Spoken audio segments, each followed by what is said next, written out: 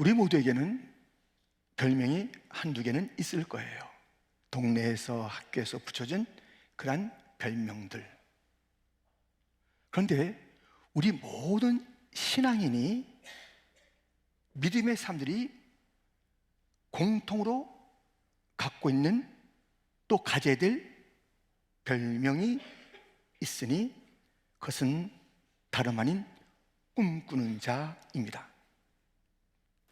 오늘 본문 요셉의 형들이 요셉을 보고 이렇게 말합니다. 19절, 서로 이르되 꿈꾸는 자가 오는도다. 다들 동일하게 꿈꾸는 자야. 요셉에게 이렇게 말한 것이에요.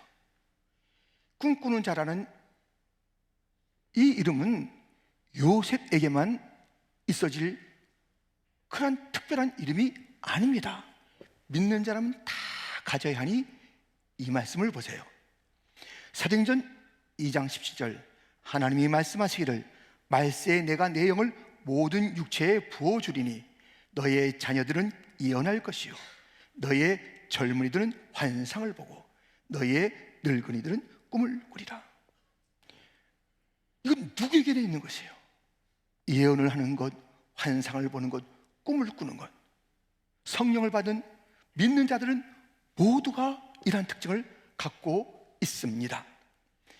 이 신앙인들이 가져야 될 이 이름, 꿈꾸는 자, 예언의 사람, 환상, 비전의 사람, 이것은 세상 사람들이 생각하는 어떤 계획이나 어떤 꾀, 오늘 그 단어가 나옵니다.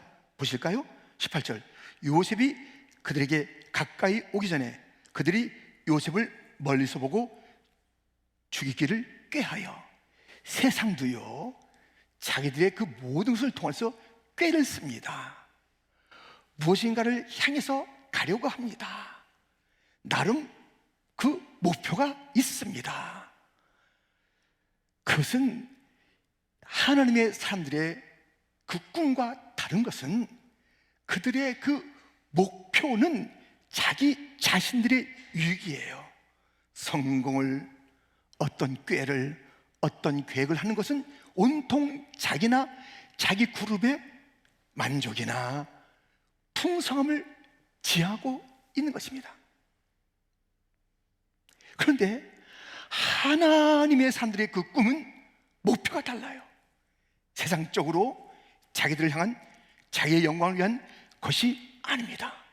그래서 신앙인의 꿈, 요셉이 가졌던 그 꿈, 우리가 마땅히 갖고 있는 그 꿈, 가져야 할 그 꿈, 어떠한 특징이 있는지 오늘 본문을 통해서 함께 살펴보고자 합니다. 신앙인의 꿈은 세상과 다른 그 꿈은 무엇인가? 첫 번째, 뜻의 꿈입니다. 이 말씀이 무엇일까? 이제 점차 알 수가 있겠습니다. 뜻의 꿈. 여러분, 요셉의 형들은 요셉을 향해서 꿈꾸는 자라고 그랬잖아요. 그런데 20절에서 이렇게 말하잖아요. 자, 그를 죽여 한 구덩이에 던지고 우리가 말하기를 악한 짐승이 그를 잡아먹었다 하자. 그의 꿈이 어떻게 되는지를 우리가 볼 것이니라 하는지라. 요셉의 꿈을 그의 꿈이라고 그래요. 틀렸어요. 틀렸어. 요셉이 갖고 있는, 신앙인이 갖고 있는 그 꿈은 그 사람의 것이 아니에요. 그의 꿈이라고 세상은 바라봐요. 너의 꿈이야. 아닙니다. 오늘 본문 앞에 가보면 6절, 요셉이 그들에게 이르되 청하건대 내가 꾼 꿈을 들으시오. 우리가 밭에서 곡식단을 묶더니 네 단은 일어서고 당신들의 단은 네 단을 둘러서서 절하더이다. 9절 같이요. 요셉이 다시 꿈을 꾸고 그의 형들에게 말하여 이르되 내가 또 꾼 꿈을, 즉 해와 달과 11별이 내게 절하더이다 하니라. 요셉이 꿨잖아요. 단을 묶고 있는데 자기 단은 서고 형들의 단은 절하고 해, 달, 11별은 자기에게 또 절하고. 이것이 요셉이 꾼 꿈인데 자기의 생각 속에서 나온 것이냐고요. 하나님께서 주신 꿈, 요셉의 꿈의 출발은 하나님이십니다. 성도들의 꿈의 출발은 하나님인 것입니다. 이 하나님이 주신 꿈을 가진 자들, 신앙인의 꿈은요, 요셉이 그렇듯이 그 꿈에 대해서 사람들이 미워도 하고 욕도 하고 비난도 하고 시기도 하는 그런 특징을 갖고 있습니다. 세상이 이 놀라운 꿈을 감당할 수가 없어요. 아니, 너 무슨 얘기를 하는 거야? 우리가 너한테 저래? 아버지도 어머니도 너한테 저래? 생상할 수 없는 그런 이야기를 꿈이라 하는데, 하나님으로부터 온 이 꿈은 이 세상 사람들에게 미움을 자아냅니다. 8절부터 보면 그의 형들이 그에게 이르되 내가 참으로 우리의 왕이 되겠느냐, 참으로 우리를 다스리게 되겠느냐 하고 그의 꿈과 그의 말로 말미암아 그를 더욱 미워하더니, 그가 그의 꿈을 아버지와 형들에게 말하며 아버지가 그를 꾸짖고 그에게 이르되 내가 꾼 꿈이 무엇이냐, 나와 내 어머니와 내 형들이 참으로 가서 땅에 엎드려 내게 절하겠느냐. 그의 형들은 시기하되 그의 아버지는 그의 말을 간직해 두었더라.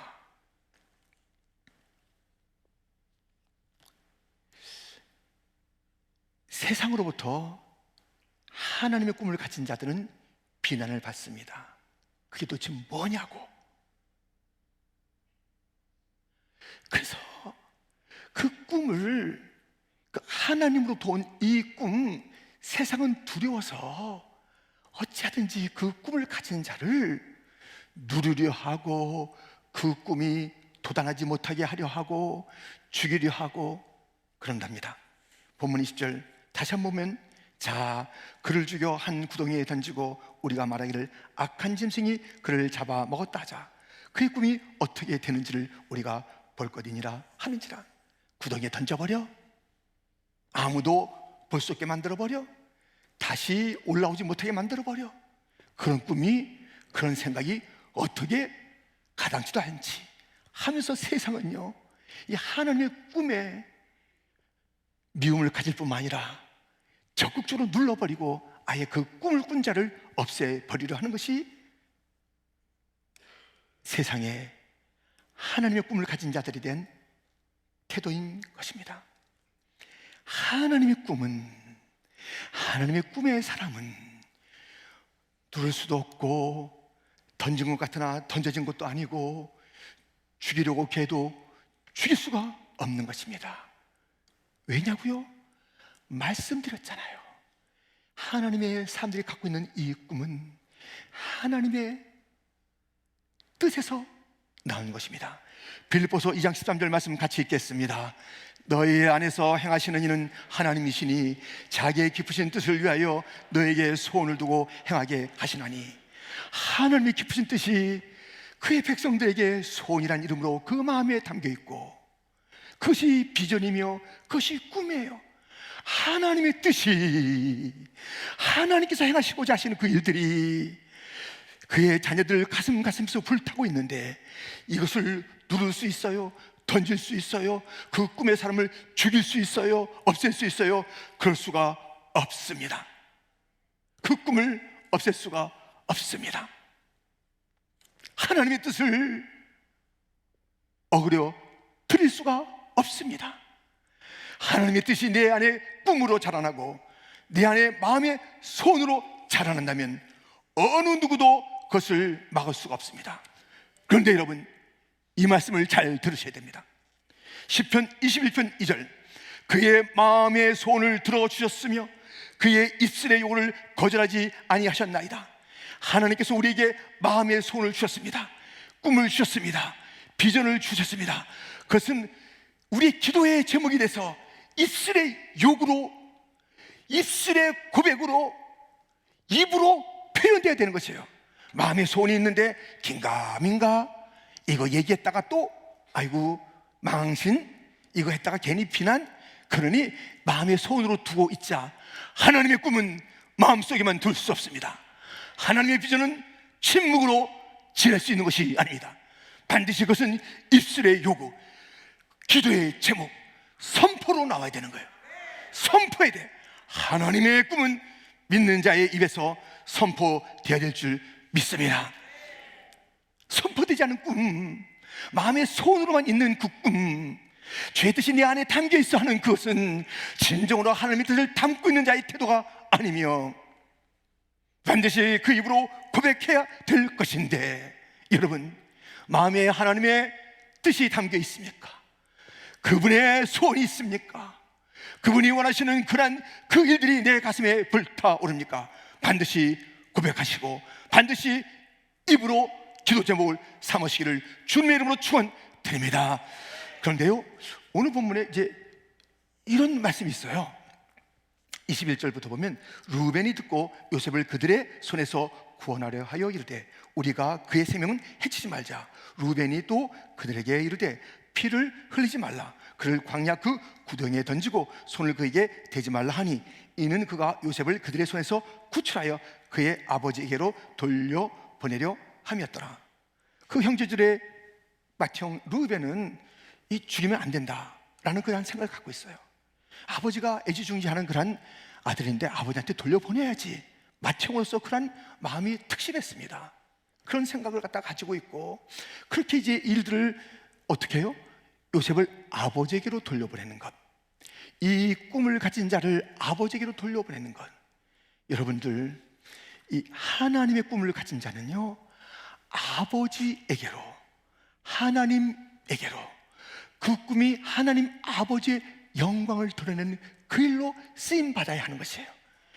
이 요셉이 아버지에게로 가야 된다는 그 루벤의 그 사상이 우리의 지금 하나님 아버지의 꿈을 가졌다면 그 꿈이 나에게서 싹이 나고 열매를 거두고 많은 자들에게 기적과 놀라움을 주는 것으로 끝나는 것이 아니라 아버지에게로 가야 되는 거예요. 요셉이요, 이 시대의 요셉이요, 꿈을 가진 요셉이요, 그 꿈을 가지고 하나님 아버지께로 가서 그 꿈을 주신 하나님께 영광을 돌려야 하는 것입니다. 여러분들, 지난 이제 9일날 여기에서 이 자리에서 저희 뉴욕의 5개 노예 목사님들과 또 장로님, 사모님들이 함께 모였습니다. 그때 제가 이제 설교를 하게 됐는데 2가지 영상을 보여주면서 그 한 가지 영상은 바로 이 타임 스퀘어에서 찬양하는 집회 그 영상이었어요. 그 영상을 제가 설교로 준비하는 가운데 하나님께서 주신 마음이 있어서 제가 그것을 꿈으로 선포하게 됐죠. 잠깐 그 영상을 다시 한번 보겠습니다.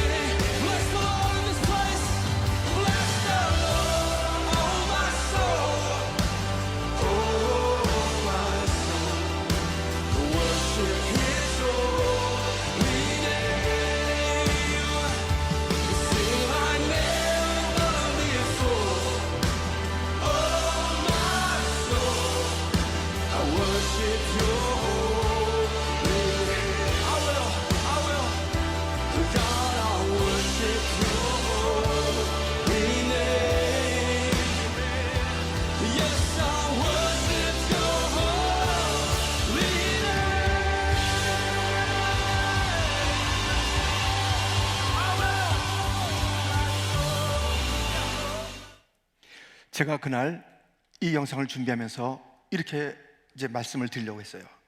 목사님들, 이거 팬데믹 전에 이렇게 이런 집회가 있었습니다. 찬양했습니다. 근데 주님께서 마음에 그래서 팬데믹 전에 예배했잖아. 난 지금 그 찬양을 받고 싶다. 그 예배를 받고 싶다. 예전에 드렸던 그 예배를 들려주는 것으로 저의 설교가 진행되지 못하도록 주님께서 이 예배를 선포하라, 이 꿈을 선포하라. 이민자들, 너희들은 손님이 아니야. 하나님을 섬기는 자가 진정으로 이 땅의 주인이야. 너희들이 그 땅을 수많은 광고, 수많은 관광객, 수많은 세상의 것들이 자랑하고 흥청망청하는 그곳에 너희가 팬데믹 맞이하면서 예배 드리고 싶다며 예배를 잘 드리고 잘 드리겠다고 결단했잖아. 나는 지금 쓰러져가는 저곳에 내 백성들이 모여서 예배하는 것을 듣고 싶다, 찬양을 받고 싶다. 그 꿈을 선포한 거예요. 지금 아무것도 없어요. 그러나 그 예배 시간이 곧 올 줄 믿습니다. 우리 교회가, 우리 노예가, 우리 교단이, 우리 한인들이, 우리의 다민족이 예수를 나의 주로 고백하는 자들이, 아니면 그냥 놀러 왔다가 저게 무슨 일인가, 누구를 송축하는 것인가, 저들의 그 눈에서, 저들의 그 입에서, 저들의 온몸에서 그 모습을 갈망하고 있는 것인가. 그분은 바로 왕영한 예수, 그 예수님을 선포하며 송축하는 그날이 다가올 줄 믿습니다. 선포하는 게, 선포는 꿈을 선포해야 되는 거예요. 예수님께서 이렇게 말씀하셨습니다. 요한복음 14장 12절 13절, 내가 진실로 진실로 너희에게 이르노니 나를 믿는 자는 내가 하늘 일을 그도 할 것이요 또한 그보다 큰 일도 하리니 이는 내가 아버지께 감이라. 13절 같이요, 너희가 내 이름으로 무엇을 구하든지 내가 행하리니 이는 아버지로 하여금 아들로 말미암아 영광을 받으시게 하려 함이라. 아멘. 하나님은 우리에게 큰 일이 있다는 것이, 그 큰 일을 가지고 어떻게 해요? 입술의 요구, 곧 기도의 제목으로 삼고 선포하라는 것이에요. 그러면 그것이 하나님께 영광이 되는데 그 중간에 무슨 일이 있다? 이 일을 내가 이루어 주리라. 너희가 하나님의 꿈을, 하나님의 큰 일을 가슴에 품고 선포하여 하나님께 영광을 돌리기를 원한다면 그 일을 내가 이루어 주리라. 아멘. 우리는 꿈을 선포하는 자가 되어야 되는 거예요. 꿈을 가진 자는 꿈을 선포하는 자, 그 꿈을 가지고 기도하는 자, 그 꿈을 향해서 걸음을 걷는 자, 그리고 마침내 하나님께 영광을 돌리는 자. 주님께서 이 꿈을 가진 자들에게 그 꿈이 이루어지도록, 시행되도록 역사하리라. 여러분들, 제가 이제 그 유럽을 갔을 때요, 이런 미술가들을 봤어요. 길거리에서 그림을 그려주는 자들. 그들은 꿈이 없어. 하루에 나와서 그냥 누가 와서 뭐 그려주세요 하고서 무슨 유로를 내든 뭐를 내든 하면요, 그려주는 거예요. 저도 하나 그렸어요. 10분도 안 돼서 그림 그려줘요. 지금 어디 있는지 모르겠어. 그닥 중요하지가 않아요. 그분도 그렇게 큰 목표가 김성국이라는 사람을 만나서 그분의 얼굴을 그려주자 생각도 안 하고 지나가다가 슉슉. 하루하루. 그 재능은 탁월한데 꿈이 없어, 꿈이. 그러나 미켈란젤로 같은 이런 그 미술가들은요, 꿈이 있어요. 꿈이, 목표가 있는 거예요. 이것을 통해서 하나님께 영광을 올려드리리라. 하나님의 성품을 드러내리라. 성경의 진리를 표현하리라. 꿈이 있어요, 꿈이. 하루하루 그냥 살아가는 자들, 그냥 눈 뜨면 살아가는 자들, 그냥 무엇이 있으면 그냥 눈앞에 있는 간단한 목표. 그게 아니에요.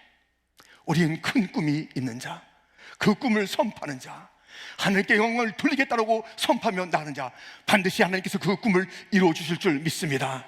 아무것도 없던 저 건너편 파킹장에 꿈을 선포하고 저기에 다민족 예배당이 세워지리라 팬데믹 때 세워졌잖아요. 하나님은 꿈을 가지고 선포하면 반드시 이루어 주십니다. 이렇게 우리는 무엇입니까?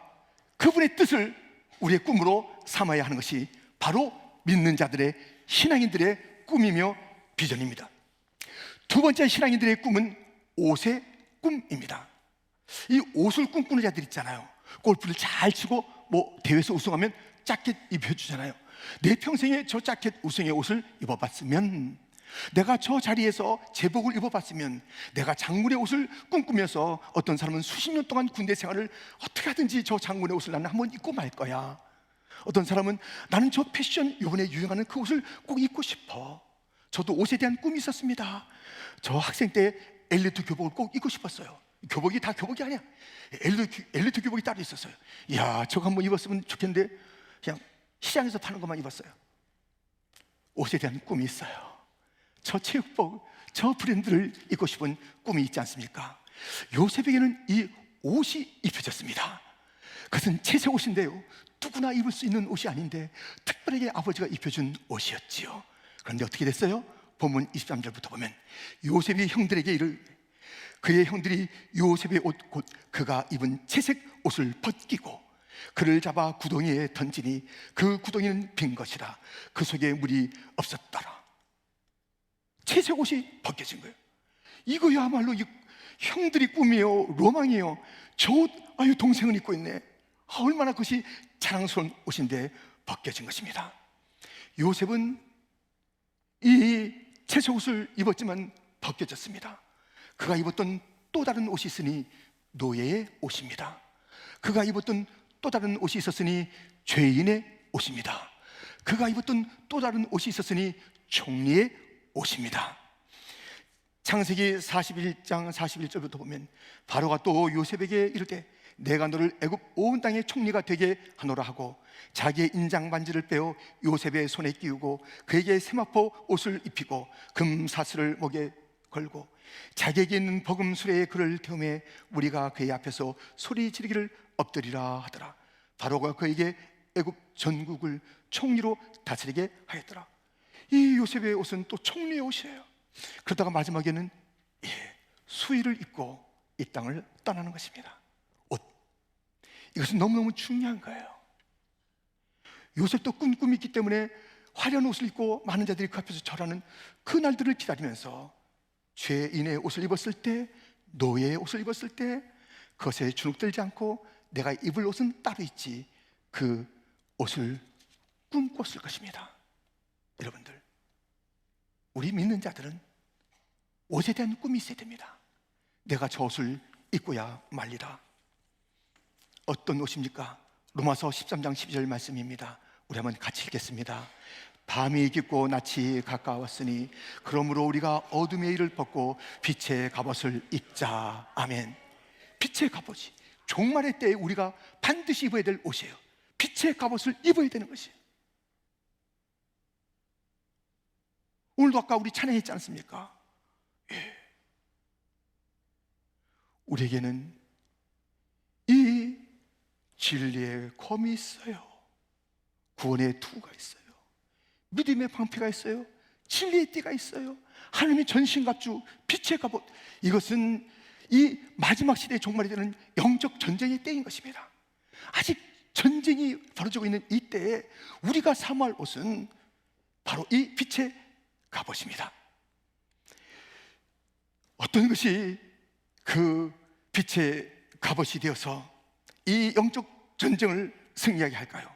고린도서 6장 7절 말씀, 진리의 말씀과 하나님의 능력으로 의의 무기를 좌우해 가지고 하나님의 진리의 말씀, 그 능력, 이것이 바로 빛의 갑옷을 입은 자들에게 그것이 능력이 되고 그것이 진리가 되고 원수를 막고 세상을 정복하고, 빛의 갑옷을, 그것은 선택이 아니라 반드시 입어야 되는 것이에요. 지금 입고 있으셔야 하고요, 입지 않은 자는 반드시 입으셔야 합니다. 이것을 입은 자는 역설의 삶을 살아가게 됩니다. 고린도서 6장 8절부터 보면 우리는 속이는 자 같으나 참되고 무명한 자 같으나 유명한 자요 죽은 자 같으나 보라 우리가 살아있고 징계를 받는 자 같으나 죽임을 당하지 아니하고 근심하는 자 같으나 항상 기뻐하고 가난한 자 같으나 많은 사람을 부유하게 하고 아무것도 없는 자 같으나 모든 것을 가진 자로다. 이 의의 무기를 가진 자, 빛의 갑옷을 입은 자는 이런 역설의 삶을 사는 거예요. 죽었네 한데 다시 살아나는 거예요. 아무것도 없네 풍성한 것이에요. 아유 무명한 자네 유명한 자인 것이에요. 이 놀라운 역설을 써내는 것은 이 세상에서 빛의 갑옷을 입은 자들의 삶의 특징인 거예요. 이 놀라운 옷을 입은 자는 항상 반전을 일으키는 것이에요. 이 빛의 갑옷이 없이 살아가는 자, 그냥 넘어지면 넘어진 대로, 죽이면 죽이는 대로, 없으면 없는 대로인데 빛의 갑옷을 입은 자들은 역전의 승리를 온 땅에 선포하는 그 일들이 있으니 반드시 빛의 갑옷을 입어야 합니다. 아멘. 반짝반짝대는 옷을 입으시기를. 물론 이제 육신의 옷을 반짝반짝 입는 것도 좋은데 진짜 빛의 갑옷을 입어서 영성이 반짝반짝 빛나는 자가 되기를 주님의 이름으로 축원드립니다. 이렇게 우리는 이 세상에서 종말의 때를 살 때에 옷에 대한 비전이 있어야 되는 거. 내가 저 옷을 입었으면, 저 제복을 입었으면, 저것을 내가 달아봤으면 하는 그것을 입어야 되는데, 이 땅에서의 옷에 대한 비전이 있을 뿐만 아니라 천상의 옷에 대한 비전이 있어야 됩니다. 계시록 7장 9절부터 보면, 일 후에 내가 보니 각 나라와 족속과 백성과 방언에서 아무도 능히 셀 수 없는 큰 무리가 나와 흰 옷을 입고 손에 종려가지를 들고 보좌 앞과 어린 양 앞에 서서 큰 소리로 외치르되 구원하심이 보좌에 앉으신 우리 하나님과 어린 양에게 있도다 하니, 장로 중 하나가 응답하여 나에게 이르되 이 흰옷 입은 자들이 누구며 또 어디서 왔느냐? 내가 말하기를 내 주여 당신이 아시나이다 하니, 그가 나에게 이르되 이는 큰 환란에서 나오는 자들인데 어린 양의 피에 그 옷을 씻어 희게 하였느니라. 흰 옷을 입어야 합니다. 어린 양의 피로 그렇게 깨끗하게 된 흰 옷을 입어야 되는 거예요. 그 흰 옷을 입는 그것이 바로 저 천상에서 어린 양 예수의 신부의 옷입니다. 계시록 21장 9절 말씀 같이 읽겠습니다. 일곱 대접을 가지고 마지막 일곱 재앙을 담은 일곱 천사 중 하나가 나와서 네게 말하여 이르되 이리 오라, 내가 신부 곧 어린 양의 아내를 네게 보리라 하고, 우리는 그리스도의 신부의 옷을, 하얀 옷을 입어야 됩니다. 어린 양의 옷을, 어린 양이 만들어준 그 옷을 입어야 하는 것입니다. 우리가 결혼할 때 하얀 옷을 입고 그 신부가 아주 뽐내죠. 그 신부가 당당하잖아요. 그 신부가 그날만큼은 주인공이잖아요. 그런데 우리가 하늘에서는 흰옷 입고, 흰옷을 입고 내게 흰옷을 입혀준 그 주님 앞에 구원하심이 보좌에 앉으신 이와 어린 양께 있도다 찬송하는 것이고, 그 나의 신랑 되신 주님과 더불어 신부된 우리는 흰옷을 입고 천국길은 황금길, 정금길인데 그 길을 걷는 것입니다. 아멘. 그 꿈을 꿔야 되는 거예요. 주여, 나로 이 땅에서는 빛의 갑옷을 입게 하여 주옵소서. 저 천성에서 그리스도의 신부의 옷, 하얀 옷, 어린 양의 피로 만들어진 그 옷을 입고 황금길을 걷게 하여 주시옵소서. 찬양합니다.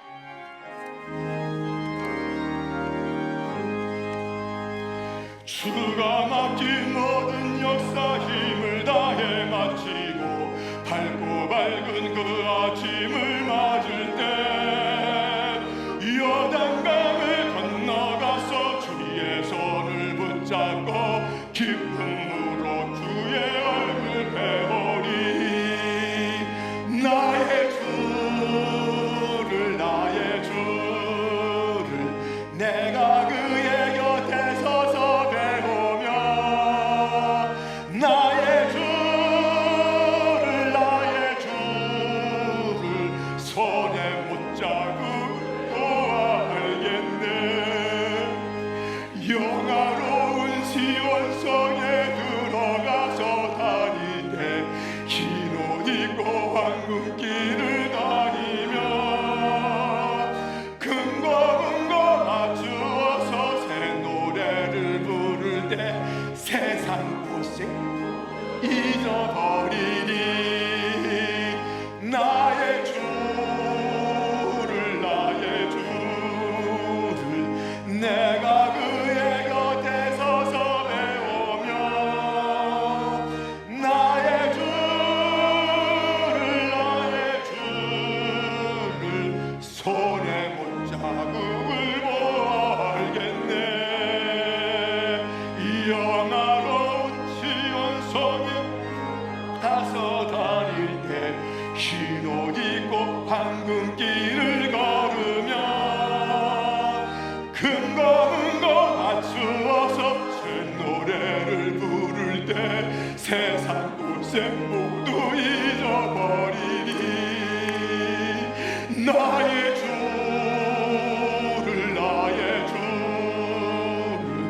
내가 그의 곁에 서서 배우며,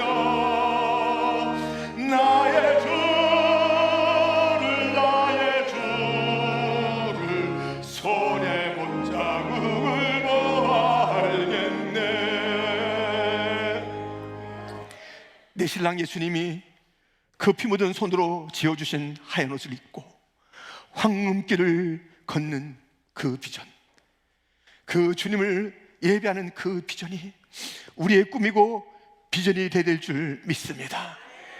그날을 사모하고 그날을 기대하는 자들, 그것이 바로 믿음의 사람들의 꿈이며 비전인 것입니다.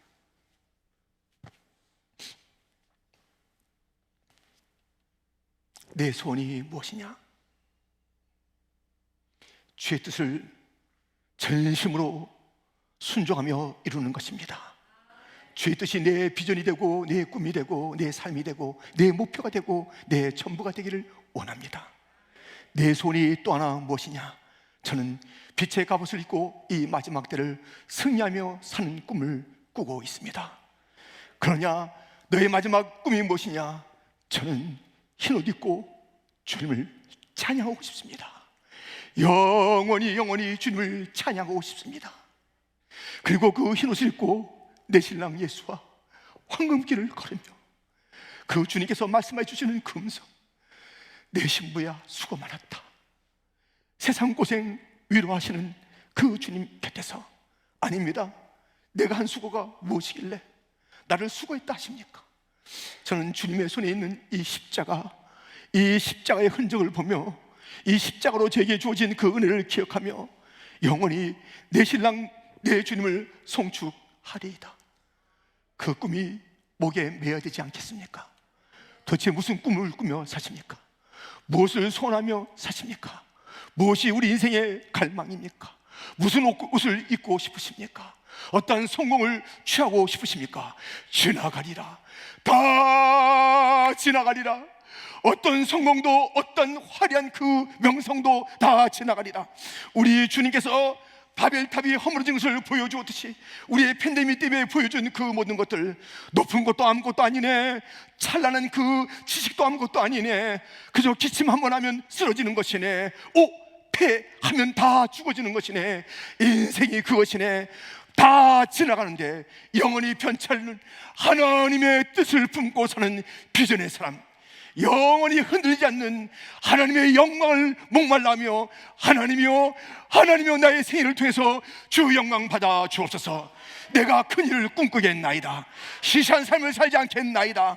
누구나 할 수 있는 것을 하기노라 하지 않겠나이다. 누구도 꿈꿀 수 없는 것을, 많은 자들이 넌 미쳤냐는 것을, 너 도대체 정신이 있느냐는 것을, 하나님의 뜻을 내 가슴에 품고 온 열방을 향해서 내가 살아가리라. 온 땅을 향하여 주의 영광을 위해서 살아가리라.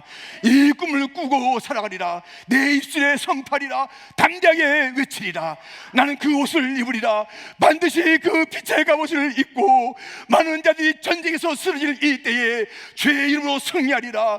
그날의 신부의 옷을 입고 주님과 더불어 황금길을 다니며 주님을 송축하리라. 다시 한번 우리 그 찬양합니다. 주가 맡긴 모든 역사 1절과 4절을 다시 한번 찬양합니다. 주가 맡긴 모든 역사 힘을 다해 마치고 밝은 그 아침을 맞을 때 요단강을 건너가서 주의 손을 붙잡고 기쁨으로 주의 얼굴 배워 나의 주를 나의 주, 내가 그의 곁에 서서 배우며 나의 주를 손에 붙잡음을 보아 알겠네. 영화로운 시험소리 들어가서 다닐 때 흰 옷 입고 황금길을 걸으며 흥곡흥곡 웃어서 새 노래를 부를 때 세상 쌍져버립니다. 나의 주를 내가 그의 곁에 서서 나의 주를 손에 잡고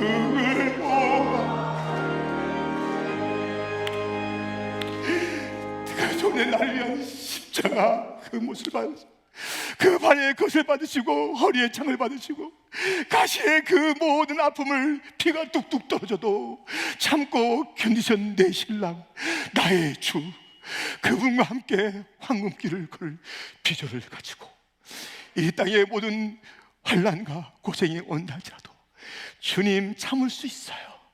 주님이 날 위해서 십자가 지셨다면 내가 무엇을 못하리까? 내 생명 1000개라도 바쳐야 될 주님인데 주님 잘 참을게요. 내 주님 만날 그날까지 기도하겠습니다.